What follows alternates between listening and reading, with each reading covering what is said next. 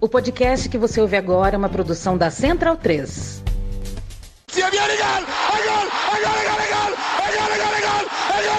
Parte Pirlo! ¡Qué victoria! ¡Qué victoria! Non lo so che ha segnato, ma chi se ne frega! Tardelli!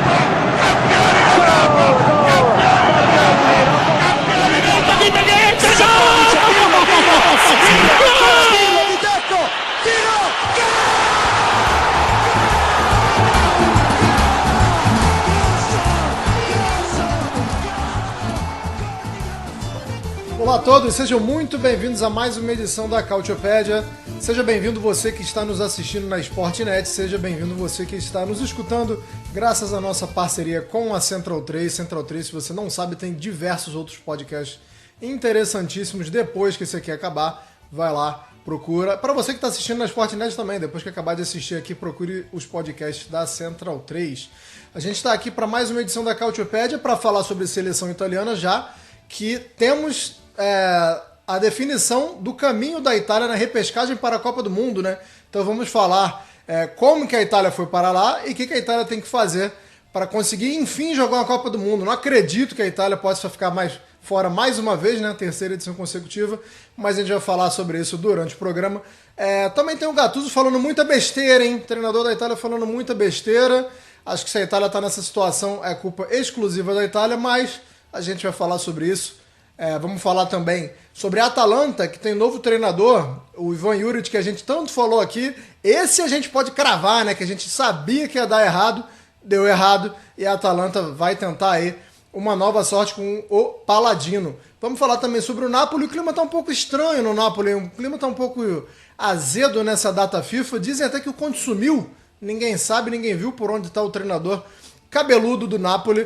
E a gente vai fechar falando sobre o histórico do confronto entre Inter de Milão e Milan, porque é final de semana de derby, né? Então temos o derby della Madonnina, vamos lembrar um pouquinho aí do histórico e de jejuns, né? Porque temos um pequeno jejum. Estamos agora no momento em que esse derby, um dos times está em um jejum e o outro time, é lógico, está segurando uma invencibilidade aí, mas a gente vai falar um pouco mais adiante. É claro que eu não estou sozinho nessa, estou aqui com meus fiéis escudeiros, hoje desfalcado do Caio Bittencourt, mas contando com a luxuosa presença do César Costa e do meu titularíssimo Nelson Oliveira. Nelson Oliveira, para quem está nos assistindo, já viu que eu estou com a camisa do Pisa.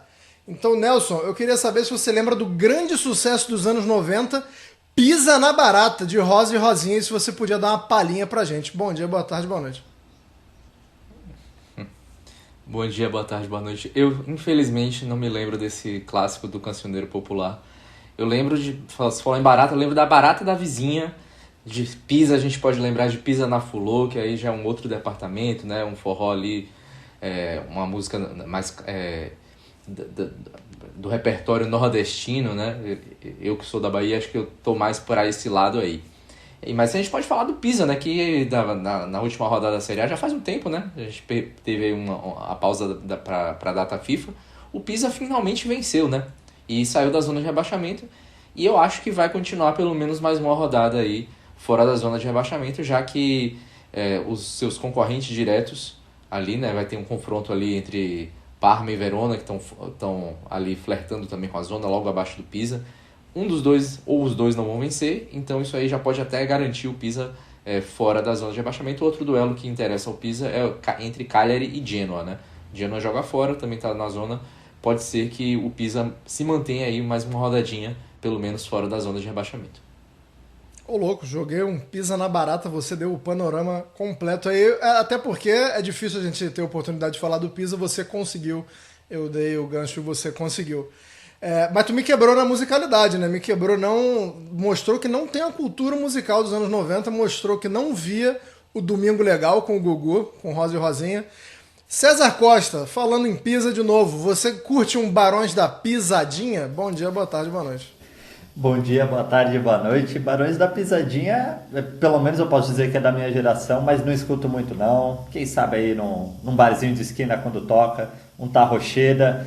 Eu vou ficar devendo a palhinha também, vou ficar devendo o panorama geral do Pisa, mas eu vou aproveitar para falar das camisas que eu estou usando, já que você está usando do Pisa, hoje eu estou usando da Juventus, porque um dos temas do programa será Gianluigi Buffon, e justamente nessa temporada, 2002-2003, Nedved eleito bola de ouro, a Juventus chega na final da Champions League, acaba perdendo para o Milan, mas Buffon faz uma das defesas mais emblemáticas da carreira, uma cabeçada do Inzaghi, ele acaba pegando no contrapé.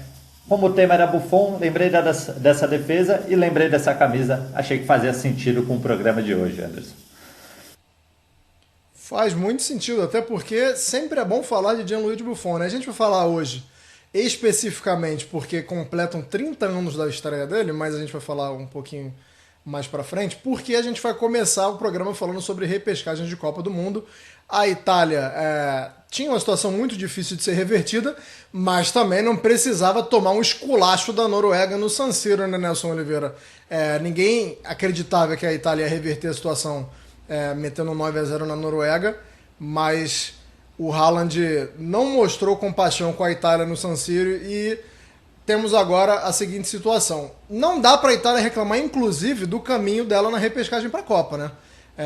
Eu não vou falar para você dar o panorama para todo mundo aí, mas diante de todos os cenários possíveis, acho que a Itália ficou até com um caminho bom, né, Nelson? Eu acho que o grande problema do caminho da Itália é decidir a final, caso ela chegue lá, e acho que assim, se nada de errado acontecer, chegará, vai decidir fora, né?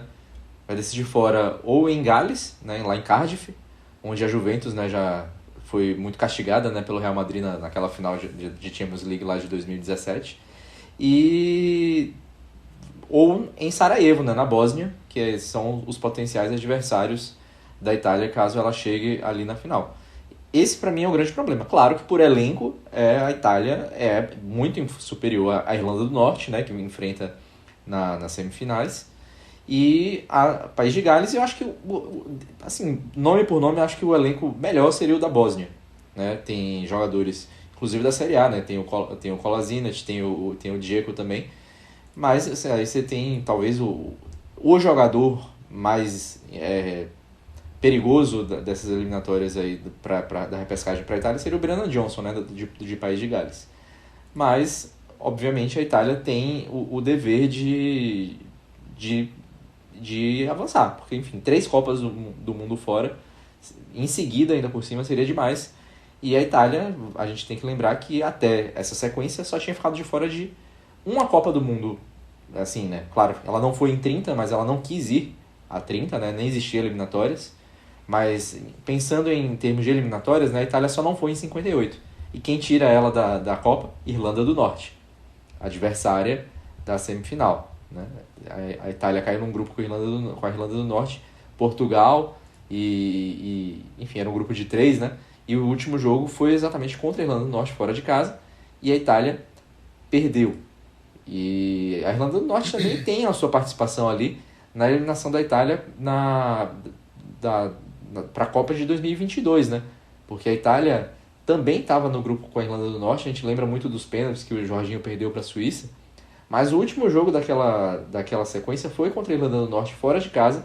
Se a Itália tivesse vencido por 2-0, teria se classificado, porque tinha vantagem sobre a Suíça, né? Não vou me recordar agora se são 2 ou 3-0, porque tem outras vantagens. Com 2-0, ela ficaria ali com o mesmo saldo da Suíça, e acho que teria a mesma quantidade de gols, aí ia para outros critérios de desempate. Eu não me recordo exatamente agora, né? Seria questão de cartões amarelos, se eu não me engano. Mas enfim, a Itália tinha que ter vencido a Irlanda do Norte. Não venceu a Irlanda do Norte em 2022. Empatou por 0-0, um jogo melancólico, né? E dessa vez, se você falou, ninguém esperava que a Itália fosse reverter, que fosse dar 9-0. Assim, sendo bem sincero, ninguém esperava que a Itália fosse reverter desde que perdeu lá para a Noruega na ida. Lá em Oslo, né? Na primeira rodada. Na verdade, a primeira rodada para a Itália, né? Porque o grupo já tinha se iniciado. Então ali a Itália deu um pouco de azar, né?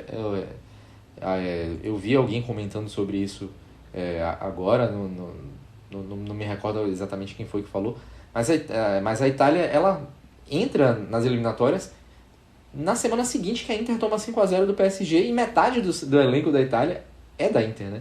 Então, e ainda inicia enfrentando a Noruega.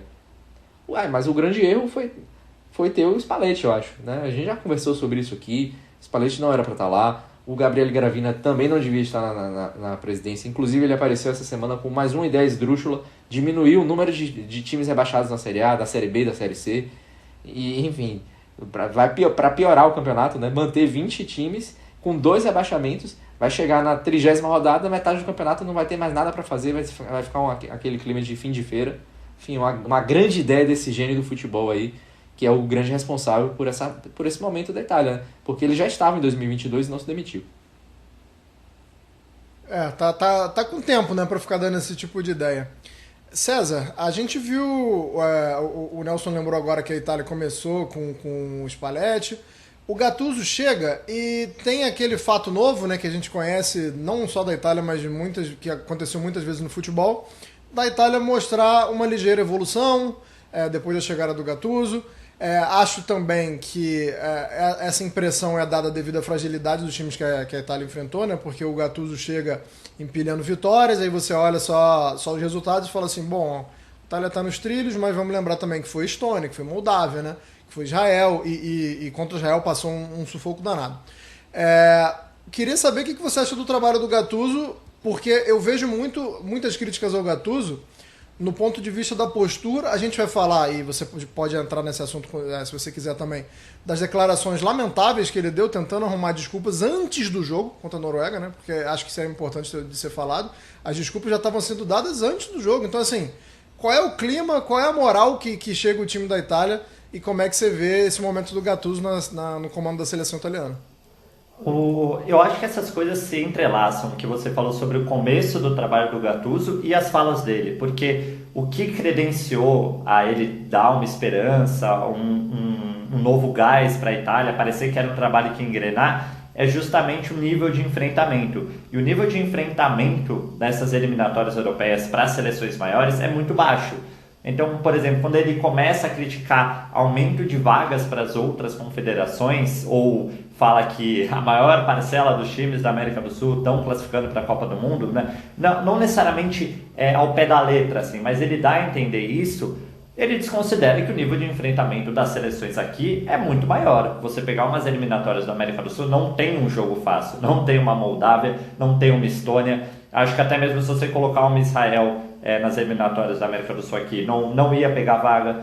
Então, praticamente o grupo inteiro da Itália dentro das eliminatórias da Europa não teria competitividade dentro da América do Sul, com exceção da Noruega, que foi o time que a Itália não conseguiu competir.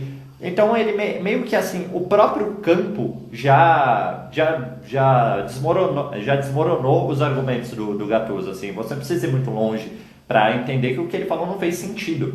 E é muito difícil você fazer uma avaliação de um trabalho que você tem esses jogos muito discrepantes. Assim. Se você enfrentar, usando o exemplo de Moldávia e Estônia, a Itália tem a obrigação de vencer. E o jogo contra Israel também tinha a obrigação de vencer e por muito pouco não venceu. Precisou de gols nos acréscimos, passou um perrengue enorme e podia ter chegado na última rodada sem chance, brigando por uma vaga na repescagem com Israel. Então, mesmo não sendo talvez um trabalho tão frustrante quanto foi o do Spalletti, que fez uma Euro terrível, até mesmo de gestão de grupo ali, no começo das eliminatórias ele começa já demitido praticamente, ninguém colocava fé numa continuidade do trabalho dele, e o Gattuso ganhou jogos que tinha para ganhar, e quando precisou competir contra a Noruega não conseguiu, levou um baile. Então, assim, eu acho que é um tempo curto de trabalho dele, venceu os jogos óbvios, o jogo que teve mínimo de competitividade contra Israel sofreu muito, e o jogo que precisava entregar mais, por mais que já tivesse praticamente definido o primeiro lugar para a Noruega e o segundo para a Itália desmoronou no segundo tempo e não conseguiu encontrar recursos para competir contra a Noruega, que há muitos anos, décadas, não chegava numa Copa do Mundo. Os seus principais talentos são jogadores mais jovens, com menos experiência. Acho que dá para bater o Odegaard e o Haaland, por mais que eles sejam protagonistas em grandes equipes do futebol mundial e do futebol europeu. A nível de seleção é uma pressão maior de levar um país sem tradição, que não tem essa cancha que, por exemplo, o futebol italiano tem já de disputar eliminatórias europeias, de disputar Euro. E a geração da Noruega é interessantíssima, né? Para além desses dois jogadores. E por mais que a Itália tenha o talento, eu acho que a nível individual a Itália tem muitos talentos bons. Eu não acredito na tese de essa geração é fraca. É um pouco do que o Nelson falou também, assim, desde o Gravina, que a gestão do futebol italiano é muito ruim, a gestão da seleção italiana é muito ruim. Então acho que antes dele se preocupar em falar de classificatórias de outros continentes, ele primeiro tem que olhar para a própria casa e entender também que as eliminatórias europeias às vezes são 2 jogos que importam. Para a Itália importava os 2 jogos contra a Noruega, o resto era treino e tinha que vencer, e mesmo assim não venceu tão fácil. E eu acho que essa é a principal discrepância que o Gattuso, pelo menos, ele deu a entender que ele não compreende da própria classificatória e também precisa entender um pouco mais do futebol do próprio país. Ô Nelson, e falando sobre essa gestão, sobre a federação, sobre liga, sobre essas ideias estapafúrdias que você falou que o Gravina teve, queria mandar um abraço para o Thiago Franja, um companheiro que me relembrou que o Roberto Baggio ele foi contratado, não vou lembrar o ano agora, mas se eu não me engano foi 2020, para falar sobre, para estudar e para fazer um dossiê, para fazer um relatório assim de como o futebol italiano poderia melhorar. E ele levou super a sério, ele ficou 1 ano trabalhando na federação. Ele fez um relatório de 900 páginas, entregou, foi apresentar, tudo bonitinho para a federação, dando várias ideias, mostrando como é que, no que é a seleção italiana, no que os times italianos deveriam focar na formação dos jogadores, o que estava faltando, quais eram as dicas dele. Essa reunião, que ele estava apresentando um relatório de 900 páginas, durou 20 minutos. Ele foi completamente negligenciado, né? Foi colocado de lado ali, ficou extremamente decepcionado, como não poderia deixar de ser, e acabou se demitindo, né? Ele falou assim, bom, tentei fazer um trabalho sério aqui, fui apresentar o relatório, não rolou, o pessoal me tirou pra nada, vou sair. Queria que você falasse se também tem assim uma conivência ou se é uma falta de poder mesmo, porque a gente vê vários outros ex-jogadores na comissão italiana e a gente também tem federação de atletas, a gente tem algumas vozes que poderiam ser um pouco mais altas ou não? Eu estou viajando? Existe realmente uma aristocracia ali que não dá para bater de frente ou não dá para melhorar o que o Gravina faz? Foi em 2010 que ele foi contratado, né? Era a gestão do Giancarlo Abete ainda. Obrigado. Mas o que ele ficou até 2013, colocou esse relatório em 2011, mas enfim, era um trabalho que acho que no final das contas, naquele momento a Itália não estava indo para o caminho errado. A gente vê, tanto é que a Itália foi vice-campeã da Euro, tinha o Prandelli, que ali também, algumas das coisas que o Baggio tinha colocado nesse relatório, né, de valorização de talento, enfim, era mais voltado para a formação, mas o que o Prandelli estava fazendo na seleção, de valorizar a posse de bola, mudou o estilo de jogo que a Itália tinha, né, naquela época, estava funcionando. O problema é que chegou na Copa, o Prandelli se demitiu, né, depois daquela eliminação. Acho que a Itália sofreu muito com questões, né, caiu num grupo difícil, sofreu com questões de clima e tudo mais. Achei a demissão do Prandelli muito mais porque ele é um cara muito honrado e ele quis se demitir, porque teve gente que fez trabalhos muito piores e permaneceu no cargo. O Abete também se demitiu naquela ocasião, né? Então acho que o problema é um problema de gestão, de que às vezes esses caras que estão ali na frente, o tomador de decisões do futebol italiano, muitas vezes das federações, não são pessoas do futebol. A Abete nunca chutou uma bola. O Carlo Tavecchio, que foi o sucessor dele, um dos piores de todos, também nunca participou. O cara, e além disso era um cara que era muito mais ligado às ligas regionais, né? É um cara ali do nível semi-profissional, então chegou num patamar que não era bem a dele, foi eleito mesmo assim. E agora você tem o Gravina também. Então eu acho que tem uma questão de isso faz tempo, até quando a Itália ganhava seus títulos mundiais e tudo mais, eram pessoas que estavam ali nas federações, que são cargos políticos, simplesmente. Então eu acho que tem muito mais a ver com a capacidade de gestão dessas pessoas e que essas atuais não têm. E voltando só a questão não do que o Gattuso falou, que acho que não tem que falar de eliminatória de outros países, Mas eu acho que existe uma razão para crítica, porque o formato das eliminatórias europeias, isso antes mesmo de acontecer com a Itália, existe muito um desequilíbrio mesmo. Eu acho que quem critica o formato das eliminatórias da UEFA, tá? Os outros não tem nada a ver, cada um que se vire com o seu problema.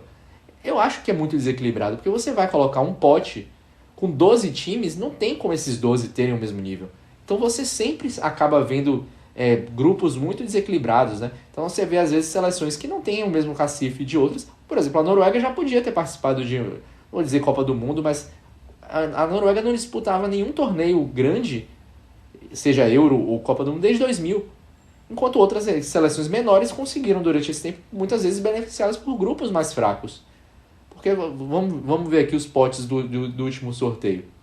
A gente tem ali, sei lá, um pote 3 com a Escócia, que é uma seleção muito forte. E você vê, por exemplo, ali Montenegro, que é muito mais fraco e estão no mesmo pote. Eu acho que o formato de eliminatórias da Europa podia ser revisto. É muito jogo, de fato, à toa. E talvez se esses jogos, que ao invés de fazer uma Nations League, que é ali para ter um nível de competição maior, dá uma funilada, faz uma primeira fase, depois uma segunda com jogos que realmente valem mais a pena. Aí, divide os grupos melhor. Nesse nível de crítica, se o Gattuso atacasse por aí, eu acho que ele poderia até ter razão. Agora, se ele vai falar sobre eliminatórias de África, que não tem nada a ver... A África acho que devia até ter mais vagas, inclusive. Acho que a África, sim, é muito prejudicada pela distribuição, porque é um continente com muitos países e países que jogam bola. E aí também, no caso das eliminatórias africanas, muitos países fortes acabam ficando de fora, muitas vezes, né? A gente vê na época que o Egito dominava a Copa Africana de Nações, não ia para a Copa, por exemplo. Enfim, eu acho que pode ser revisto, mas não é o caminho de abordagem que o Gattuso teve.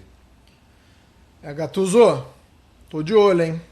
Tô de olho em você, querendo falar da África aí, hein? Tô de olho. Tô impressionado aqui com as imagens que a gente tá vendo aqui na Sportnet, que o cinegrafista da Federação Italiana está apaixonado no Calafiore, né? O cara só segue o Calafiore o tempo inteiro.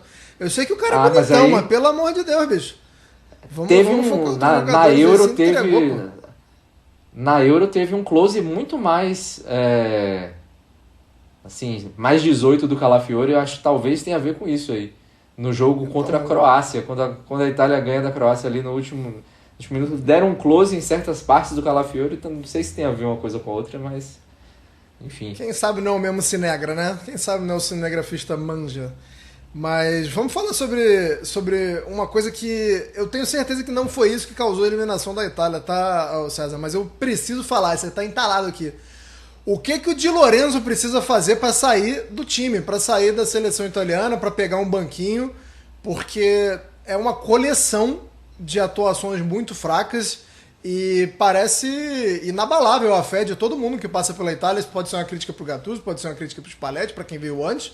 O Di Lorenzo, faça chuva, faça sol, ele tá lá. Eu gostaria de saber o que ele tem que fazer para sair desse time, pelo amor de Deus, César.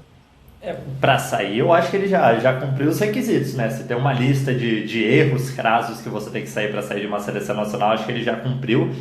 Eu não acho que está na mesma equivalência, mas eu vou trazer a figura do Danilo na seleção brasileira, que eu acho que causa a mesma estranheza no torcedor, de você ver um jogador que você acha que não faz mais sentido estar dentro desse ciclo. Por mais que o Danilo, por exemplo, seja uma figura de versatilidade e liderança dentro do Brasil, eu acho que talvez já não esteja mais no nível técnico de estar na defesa da seleção brasileira. Por mais você tem ali, por exemplo, Gabriel Magalhães e Marquinhos num nível completamente diferente. E para falar de jogadores fora, o Bremer, por mais que ele esteja sem condições físicas, ele ainda está tentando retomar a melhor forma desde a lesão grave que ele teve no joelho.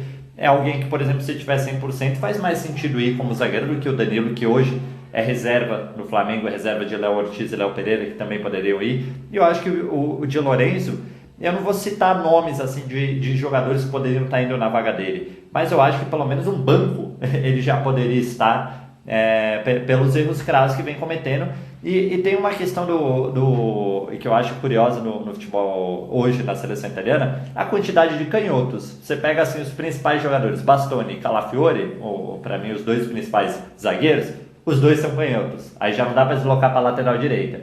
E você tem o Bongiorno, por exemplo, que é o zagueiro reserva, também é canhoto. Tem o Mancini, mas eu acho que a figura dele é como zagueiro central.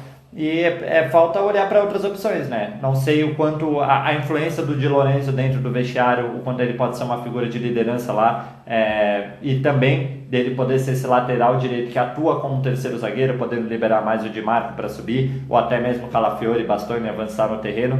Ele tem algumas características ali que fazem dele um bom zagueiro, um bom lateral direito de contenção, de fazer essa linha de 3 zagueiros para ficar ali junto com os outros dois e dar a liberdade para alguém sair numa linha de 4 ou até mesmo atuar na linha de 3, mas é o que você falou, ele tem comprometido muito e a Itália tem opções, a Itália tem jogadores interessantes para poder rodar. Acho que a gente está falando da geração, a geração italiana para mim é boa em vários sentidos, acho que pode não ter jogadores espetaculares em todas as posições, acho que não tem um Bastoni, um Di Marco, um Barella em todas as posições da Itália, mas tem jogadores, por exemplo, do nível do Di Lorenzo que poderiam assumir a posição e fazer a função que ele faz lá. E vendo as imagens aqui mais uma vez, pô, agora a gente sabe por que a Itália não ganhou, né? Os caras estavam treinando rugby em vez de treinar futebol no treino, aí fica difícil. Dei um de craque Neto agora, né? Craque Neto que olha os treinos e fala assim, pô, por isso que o time não ganha. Mas, enfim. Vamos parar de falar de seleção italiana, mais ou menos, né? Porque a gente vai falar sobre alguém que a gente já citou no começo do programa, que foi um bastião e que está, né? Tem um cargo hoje na seleção italiana, que é o Gianluigi Buffon. Nelson Oliveira, eu quis falar sobre a estreia que faz 30 anos, né? Da estreia do Buffon essa semana. Primeiro porque é meu goleiro favorito, enfim. Mas eu vi recentemente uma discussão que eu acho muito interessante. Acho que há a discussão, acho que não é um absurdo essa discussão. Se o Courtois ele já se senta na mesma mesa do Neuer e do Buffon. Eu vou dar minha opinião por último, vou ser covarde. Vou deixar vocês falarem primeiro, mas enquanto isso vocês veem na tela da Sportnet imagens do Buffon, novinho, no Parma ainda, mas eu queria saber sua opinião sobre essa tal mesa aí, Nelson. O Courtois já está junto com o Buffon e com o Neuer, qual é a distância? Queria saber a sua opinião. Eu acho que não, é muito difícil, os caras tiveram uma longevidade muito grande, né? O Neuer ainda está jogando. O Buffon jogou até 44, então o Courtois tem um tempinho ainda para sentar lá. Claro que ele, obviamente, é um grande goleiro, provavelmente o melhor da atualidade, né? Mas, enfim, a gente está falando de dois monstros sagrados do futebol, né? O Courtois acho que ainda precisa comer um pouquinho de feijão com arroz para chegar ao ponto de ser considerado um monstro do futebol. Um cara que ninguém vai esquecer. Um cara que, por exemplo... Você fala, o cara virou o Neuer, virou o Buffon. Ninguém fala, virou o Courtois. Então, peraí. O seu pai conhece o Courtois? Eu acho que essa talvez seja o termômetro do tamanho dos dois, né? Porque acho que é mais, quando a gente fala de alguém de sentar na mesa do outro, a gente fala de estatura. E estatura tem a ver com a simbologia da pessoa, né? Do jogador, no caso, né? Então, acho que o Courtois não chega nesse ponto ainda. César, queria saber a sua opinião e, gostei dessa reflexão aí se meu pai conhece o Courtois. Eu juro pra vocês que eu vou perguntar pro meu pai se ele sabe quem é o Courtois. Vou dar uma foto e falar, ei, quem é a coroa? Sabe quem é esse aí? Aí eu volto com você, volto a resposta no programa seguinte.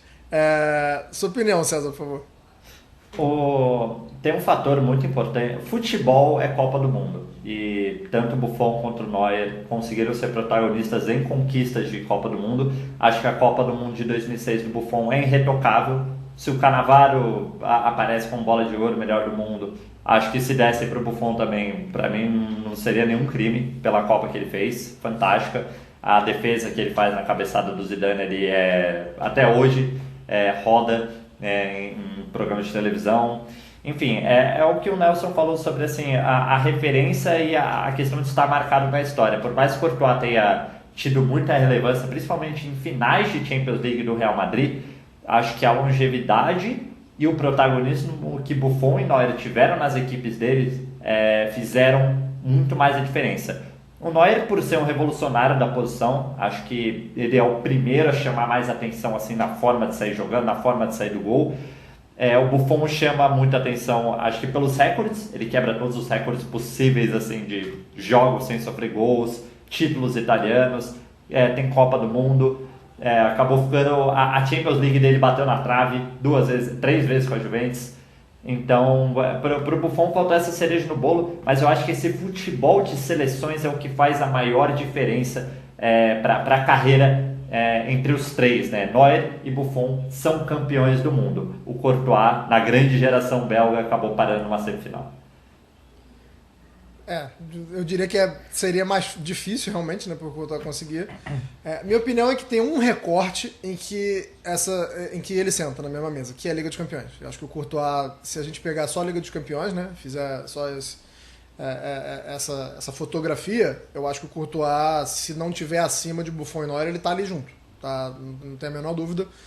Principalmente na questão dos anos em que o Real Madrid não jogou muito bem e que ia avançando por causa do Courtois, né? Já teve jogo da gente ver o Real Madrid ganhar naquela bolinha no final do jogo, aquela pressãozinha, e o Courtois garantindo. Então, assim, nesse recorte, beleza, dá para botar mais uma cadeirinha pro Courtois. Agora, se a gente for falar do macro, né? Eu pelo menos não consigo ver. E engraçado que a gente está elogiando o Buffon aqui, mas parece a Chiquinha elogiando o seu Madruga, né? Porque mostrou defesa de várias finais perdidas. Ele faz defesaça na final contra o Barcelona, que perde. Ele faz defesaça na final contra o Milan, que ele perde. Daqui a pouco poderia aparecer tranquilamente uma defesa na final contra o Real Madrid. A gente está elogiando, mas o cara tomou um sacode em todas essas finais. Mas parabéns. Mas aí não é culpa dele, né? O histórico da Juventus. É que as defesas mostram isso, inclusive. A maior vice-campeã de Champions League. O Chiellini tem aquela frase que essa é a história do Tottenham, é o que o Nelson falou, né? A Juventus em Champions League essa é a história da Juventus. Só 7 vices, né? Nada mais do que isso. Mas parabéns e obrigado a Gianluigi Buffon, né? Porque eu, pelo menos, curti muito. Tenho camisa dele, tive camisa, né? Não tenho mais porque cresci demais para os lados, a camisa não cabe mais em mim e desapeguei, doei, mas tive camisa do Buffon já e valeu a pena, viu? Gianluigi Buffon. Vamos falar agora sobre a Atalanta. A Atalanta, que como a gente antecipou aqui no comecinho do programa, foi um time que, assim, essa a gente pode dizer que a gente cravou, essa a gente não está sendo engenheiro de obra pronta, essa aí quando a gente viu antes da confirmação de que o Juric seria o treinador da Atalanta, a gente já torceu o nariz, já falou assim, rapaz, saiu do Gasperini pro Juric, o Juric não faz um bom trabalho, faz tempo, tem perfis muito diferentes, deu no que deu, mas já dei a carteirada aqui, Nelson, já falei que avisamos antes, então é hora de focar no que vem pela frente, né?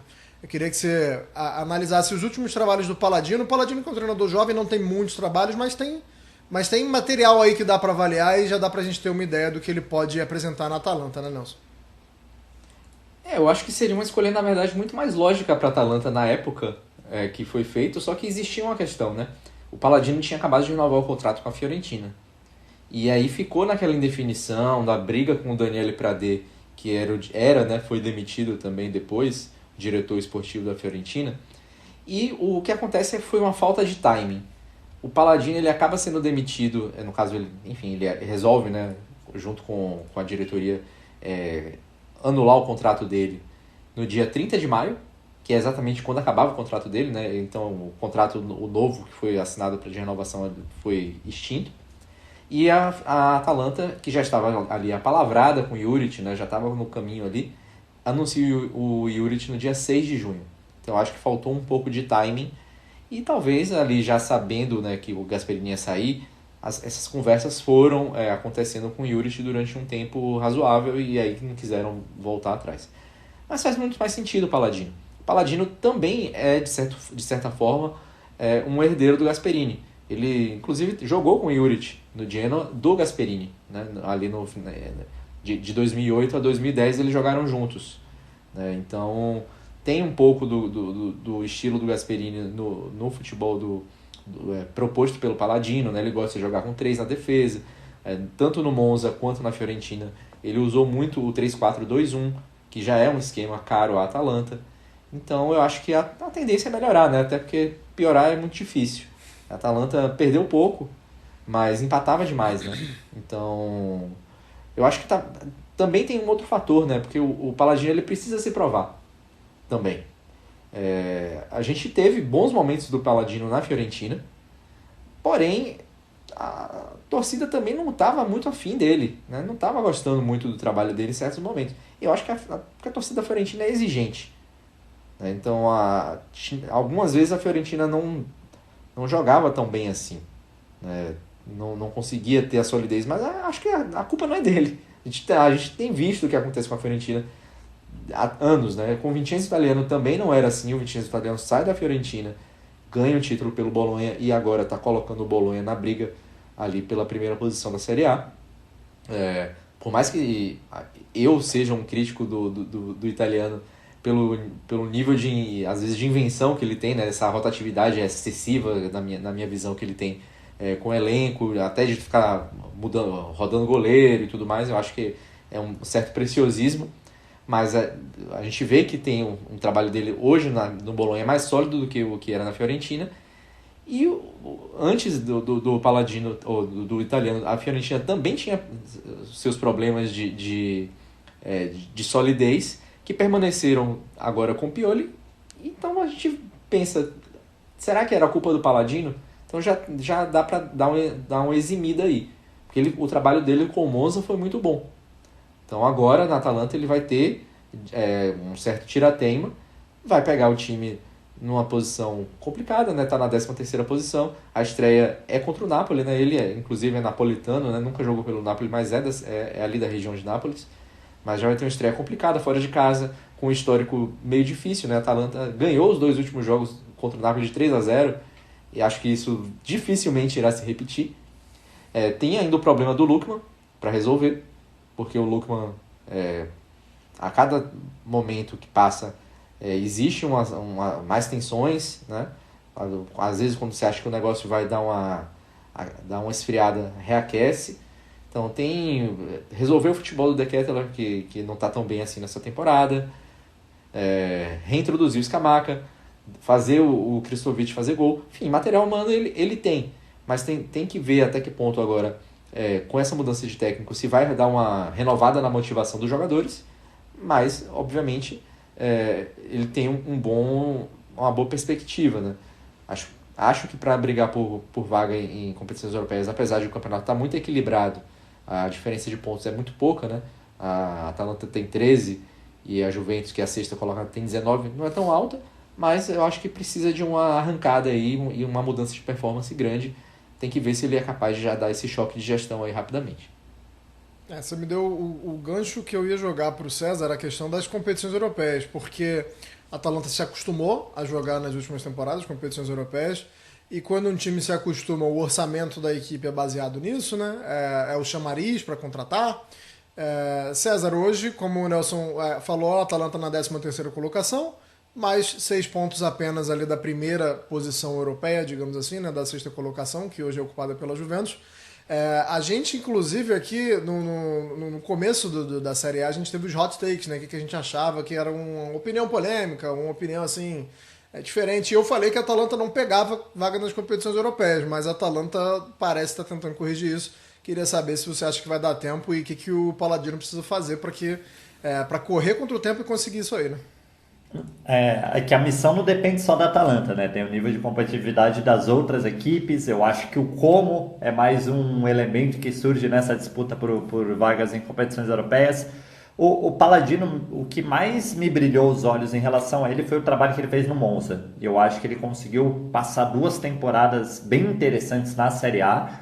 E ele acabou potencializando alguns talentos que hoje estão bem consolidados assim, dentro do campeonato italiano. Acho que o Carlos Augusto é o case de sucesso, como diriam. O Rovella também estava nesse balaio. Acho que o Juric, com ele também foi um centroavante mais de referência, estava no final de carreira, mas ele fez os seus gols. O Colpani, que eu acho que foi um destaque ali de ajudar bastante no setor ofensivo.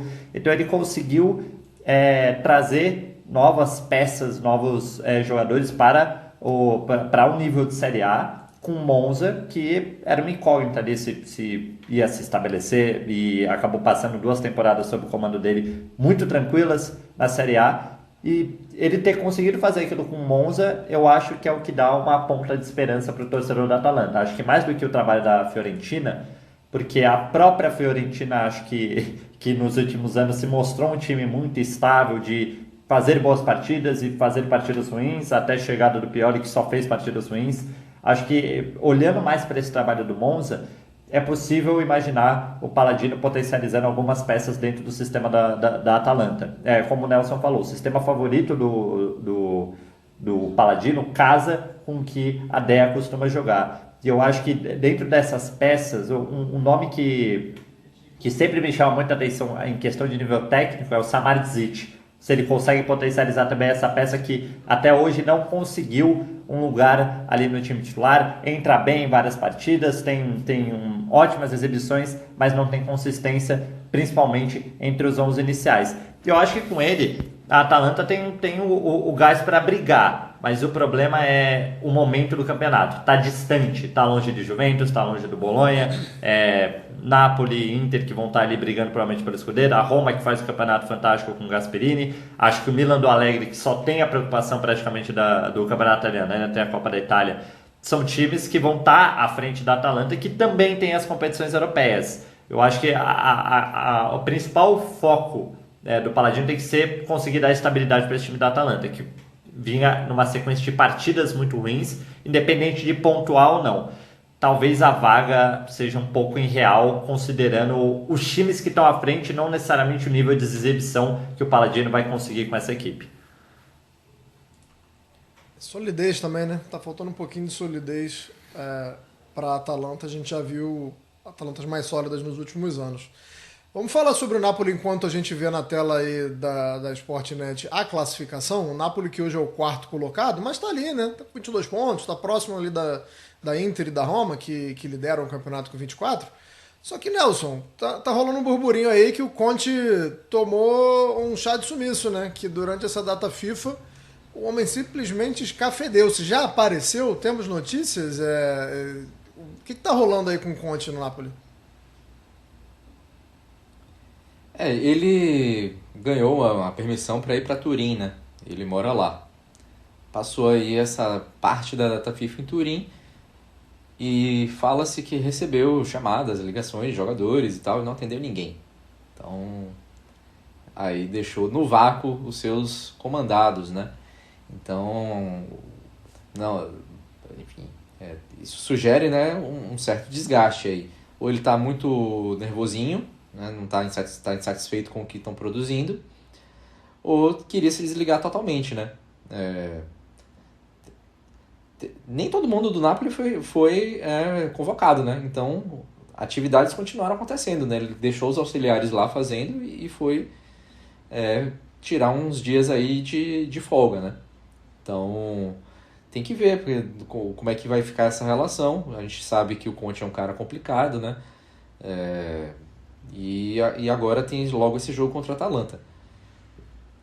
Logo mais o Lukaku volta, né? Tá previsto a volta dele para a 14ª rodada, a gente já está na 12ª. Então, também a ver como é que vai ser essa gestão. Porque isso tende a ser um pouco problemático. De grupo, né? Assim, tirar o Lorenzo Luca atualmente dos jogos do Napoli seria muito bom, provavelmente para o Caio. O Caio daria graças a Deus. Mas vai ter uma coexistência aí que vai ter, né, entre o Lukaku e o Højlund. O De Bruyne a gente ainda não sabe quando volta. E o Napoli precisa... O Anguissa também se machucou. Então vai ficar um tempo fora aí. Vai perder até a Copa Africana de Nações, né? Camarões não vai para a Copa, mas na Copa Africana de Nações, que vai ter esse ano de Copa, também vai ter Copa Africana de Nações, Anguissa nem vai jogar. Então, a Copa Africana de Nações acontece entre janeiro e fevereiro, então se projeta aí que ele vai ficar um tempo fora, pelo menos aí mais uns 2 meses. Então, o Napoli vai ter dificuldades, e essa postura do Conte, atualmente, não é muito positiva, né? É mais um problema a ser enfrentado. E tem outras coisas, né, de bastidores, né? O De Laurentiis agora, por exemplo, o presidente tá indiciado, né, por aquela questão da transação do Osimhen, né, que foi superfaturada e tudo mais, questões fiscais.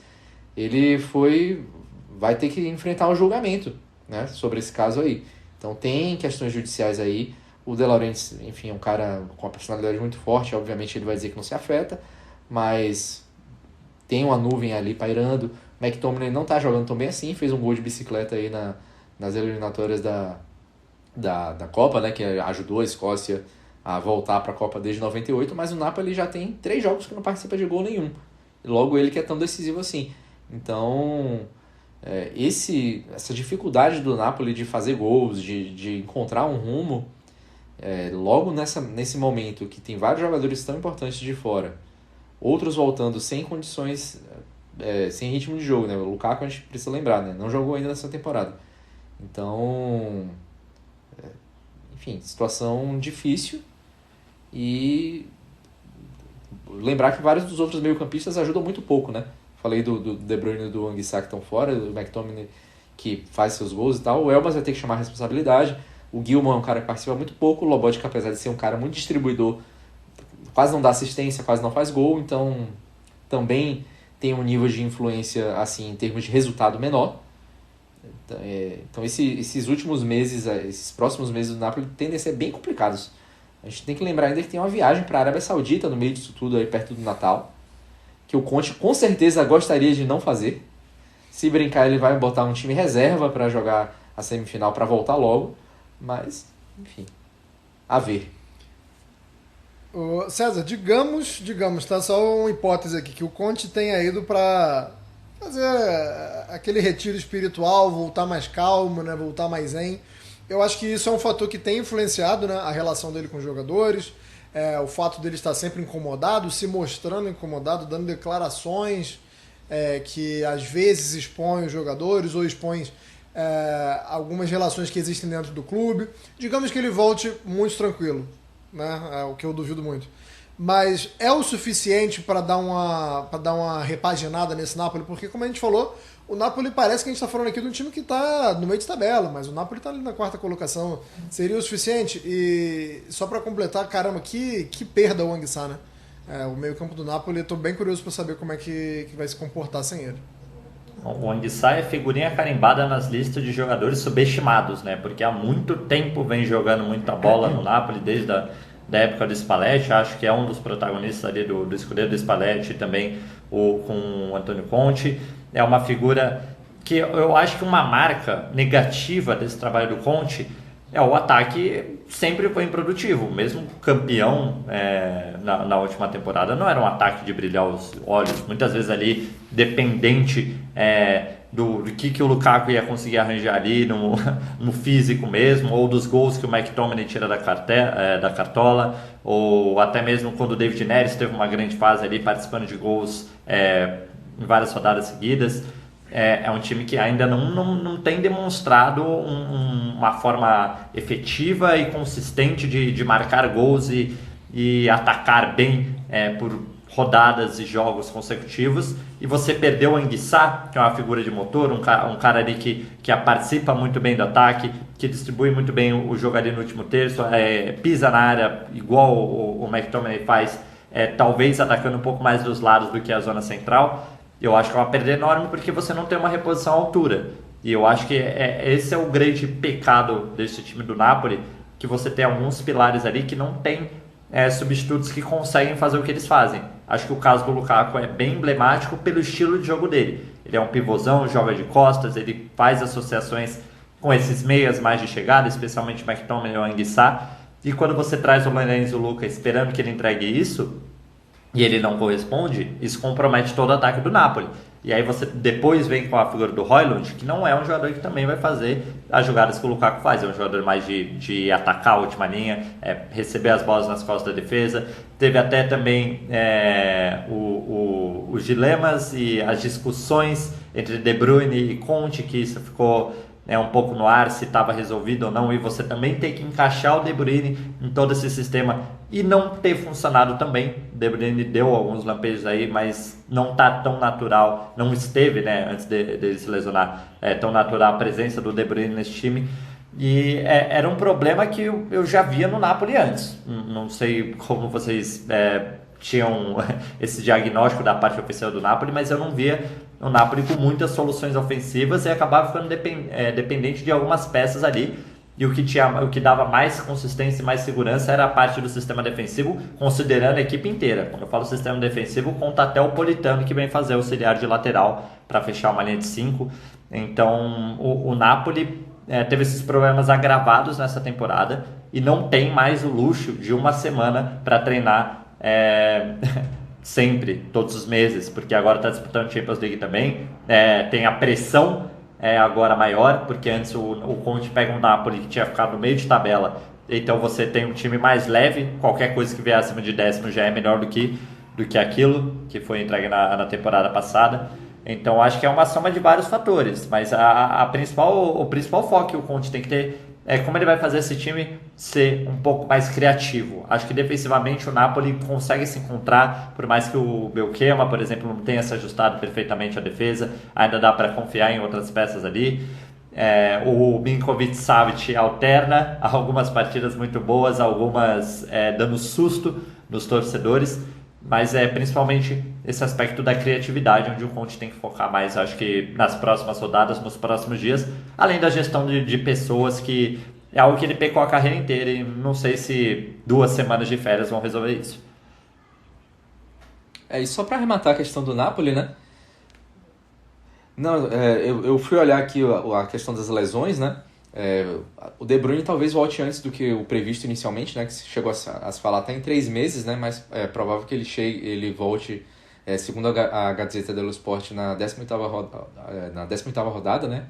Início de janeiro. Mas aí eu acho que é muito pior. Eu acho que o desfalque do Anguissa é muito pior do que o do De Bruyne. Óbvio que a gente está falando de jogadores que têm níveis diferentes, mas o Anguissa é um cara já consolidado ali, um cara muito importante. E, enfim, ele voltaria na 27ª rodada, tá? Primeira rodada de março. É muito tempo. Muito tempo. E parece loucura falar que essa lesão do Anguissa impacta mais que a do De Bruyne, mas não é. Quem acompanha o Napoli sabe da solidez ali e de tudo que o Anguissa representa pro meio campo. O César falou que o Conte talvez esteja sentindo falta do que aconteceu na temporada passada, né, de ter uma semana inteira para treinar, mas agora o cara teve 2 semanas para treinar e também foi para Turim, pô, aí fica difícil pra caramba defender o Conte. E, para quem cantar aqui no meu ouvido, uma boa lembrança, né, porque há quem diga que quando o Conte trabalhou com o Diego Costa foi demitido por WhatsApp, então ele olha o celular assim quando ele tá de folga, ele não quis dessa vez. Não sei porquê, mas espero que seja para dar uma relaxada, né, para voltar mais tranquilo, porque o Conte é chato pra caramba. Vamos falar sobre o derby e sobre o histórico do derby, Nelson, porque temos o derby della Madonnina acontecendo nessa rodada da Série A. Como eu antecipei no comecinho do programa, tá rolando um mini jejum, um jejumzinho, porque o Milan não perde a 5 jogos, ou seja, a Inter não consegue superar o Milan a 5 jogos. Acho que a gente pode falar que teve uma Supercopa da Itália aí no meio desses 5 jogos aí, que a Inter claramente não estava nem aí, né? Não queria mesmo, mas eu acho que é o único asterisco, né, nessa fase atual, nesse jejum atual. E acho que a Inter, inclusive, é uma marca que era uma marca do Simone Inzaghi e é uma coisa que incomodava, né? Essa questão de não conseguir superar o Milan. Mas queria que você falasse também sobre os grandes jejuns que a gente já teve nesse confronto, né? Porque a gente está falando de um jejum de 5 jogos, ou de uma invencibilidade de 5 jogos, se você for milanista, mas está longe de ser a maior, né, Nelson? A gente teve várias outras, né? Apesar de o derby de Milão ele costumeiramente ser muito equilibrado, né? A gente não consegue, ao longo da história, pegar tantas invencibilidades assim, né? Muitas sequências de invencibilidade, só que, enfim, é um duelo que foi realizado pela primeira vez em 1908, né? 1909, quer dizer, janeiro de 1909. Então, é um duelo que já tem 126 anos, 116 anos, né, de existência. Então, nesse período aconteceram alguns, né? É importante lembrar que esse jejum agora da Inter, né, ele vem logo em seguida de uma sequência que a Inter colocou 6 jogos de vitória, né? Venceu o Pioli, né? Inclusive o Pioli era o técnico em todas elas. Não era nem invencibilidade, era vitória, né? Vitória, e isso só tinha acontecido outra vez, né? No clássico, com 6 vitórias do Milan. Não tinha acontecido outras vezes. Mas a gente tem jejuns maiores. A gente tem um jejum ali na década de entre 20 e 30 que a Inter conseguiu ficar 17 partidas sem perder para o Milan. Esse é o maior de todos. Aí depois vem na sequência da década de 70, que o Milan ficou 13 partidas sem perder. Aí esse aí talvez seja o que muita gente que ouve a gente, porque a gente está falando aí de épocas muito para trás, né? Mas teve uma época que a Inter era muito freguesa do Milan, né? Que era a época que o Milan era treinado pelo Ancelotti, tinha o Kaká e o Shevchenko, que são dois grandes carrascos da Inter, né? Então ali na década de 2000, o Milan conseguiu passar 10 jogos sem perder para a Inter. Aí a gente também tem ali a Inter com 9 jogos sem perder na década de 70 e 80, na década de 90 também, que é uma década que nem é tão boa para a Inter, mas a Inter conseguiu passar ali 9 jogos sem perder. Na mesma década de 90 a gente teve outra situação que foi o Milan, que passou 9 jogos sem perder. E aí tem outras sequências de 7 e tal, 6, 5 jogos para cada lado. Mas a gente tem essas sequências maiores e dessa vez, teoricamente, o favoritismo é da Inter, né? Se a gente for colocar ali em termos do que os times têm jogado. O Milan está muito sólido, mas não tem tido tanta fluidez ofensiva, né? Então agora, por outro lado, né, a gente está gravando aqui antes da partida, né, que acontece no final do domingo. O Milan tem o Pulisic e o Rafael Leão, que são carrascos recentes ali também da Inter. O Leão nem sempre fazendo gol, mas com assistência, participando. O Pulisic também já fez gols. Só que a Inter tem, por outro lado, o maior artilheiro em atividade do derby, né, que é o Lautaro, com 9 gols. O Lautaro, diga-se de passagem, vai fazer a sua partida de número 350 pela Inter no derby. Então o Lautaro tem 9 gols, pode ser o primeiro ali enfim, dos jogadores em atividade a chegar a esse dígito duplo, né? E ele não está tão longe assim dos maiores artilheiros. O maior artilheiro do derby, para quem não sabe, é Shevchenko, né? Tem 14 gols. E todos pelo Milan, obviamente, só jogou no Milan na Itália. E depois a gente tem o Giuseppe Meazza com 13 gols, fez 12 pela Inter.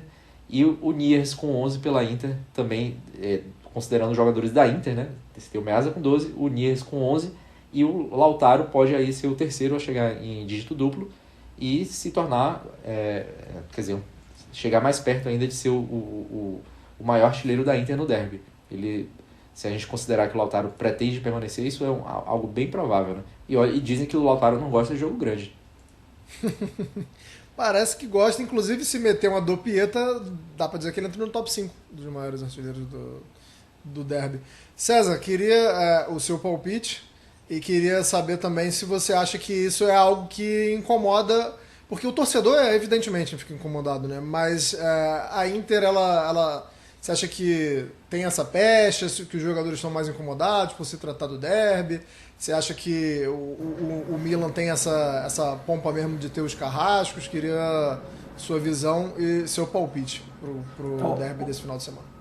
O que mais chama atenção é que a Inter está num período de estabilidade. Por mais que tenha tido a troca do treinador do Inzaghi para o Chievo, foi algo um pouco mais premeditado e meio que manteve a mesma estrutura, a mesma espinha dorsal, enquanto o Milan parece que está numa turbulência interminável. Teve muitas mudanças de treinador, teve Pioli, Paulo Fonseca, Sérgio Conceição, agora Allegri. E mesmo assim a sequência do Milan. O Milan vai para a Supercopa Italiana, que a gente estava falando agora há pouco, com o Sérgio Conceição com um dia de trabalho na Itália. Isso se é que ele treinou, porque ele foi anunciado 1 dia, 2 dias antes da competição. Vai para a Arábia, ganha da Juventus de virada, ganha da Inter de virada. Por mais que o trabalho dele não tenha engrenado, ele fez o papel ali de dar sequência para essa invencibilidade do Rossoneri. E eu acho que o que mais deve incomodar o torcedor da Inter é isso. Você vê um time estruturado, um time que está sempre nas cabeças tanto do futebol nacional quanto do futebol internacional, né? A Inter chega na Champions League com o status ali de ser o principal italiano da competição.